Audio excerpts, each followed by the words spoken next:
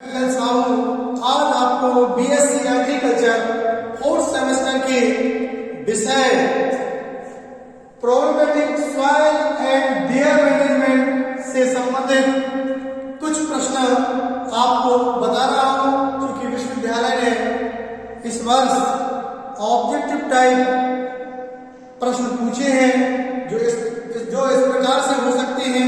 पहला प्रश्न है आपका, भारतीय मृदा में कार्बनिक पदार्थ की मात्रा आमतौर पर होती है, तो वो कितनी होती है? होती है आपकी 0.5 से कम। अगला क्वेश्चन है आपका, ज्यादातर सभी फसलों के लिए सबसे उपयुक्त मृदा है, वो है आपकी बालू दोमट, या इसी को क्या बोलते हैं? Sandy lawn. अगला प्रश्न है आपका, मृदा परीक्षण के लिए मिट्टी के नमूने का वांछित आकार है वो कितना होता है? वो आपका होता है 0.5 से 1.0 किलोग्राम। अगला प्रश्न है, आईसीआर द्वारा मिट्टी का वर्गीकरण कितने प्रकार से किया जा सकता है? आईसीआर द्वारा मिट्टी का वर्गीकरण जो है निम्न 8 समूहों में किया गया है। अगला प्रश्न है आपका, मिट्टी की सबसे छोटी मात्रा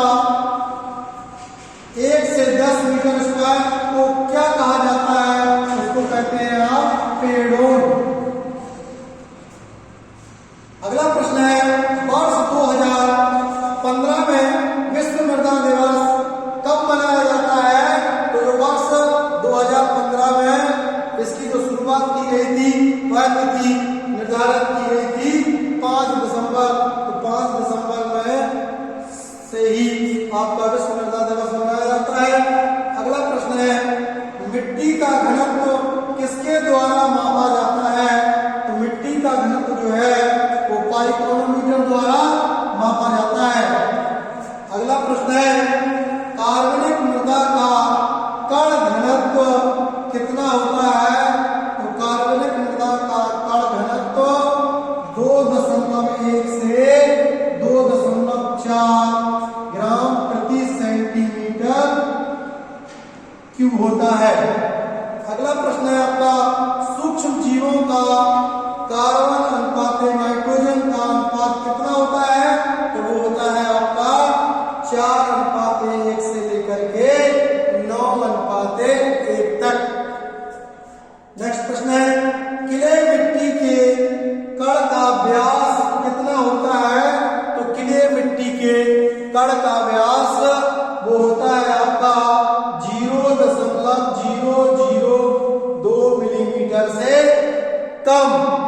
फिर अगला प्रश्न है आपका, भारत में पहला निर्मित उर्वरक कौन सा है? भारत में पहला निर्मित उर्वरक कौन सा है? वो है आपका सिंगल सुपर फास्फेट, जिसको बोलते हैं आप क्या? SSP।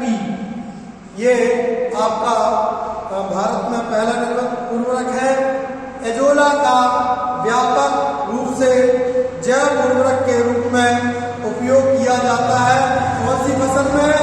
एजोला का व्यापक रूप से जैव उर्वरक के रूप में प्रयोग होता है वह है आपकी धान की फसल में। ठीक है, तो आज के लिए इतना ही। Thank you.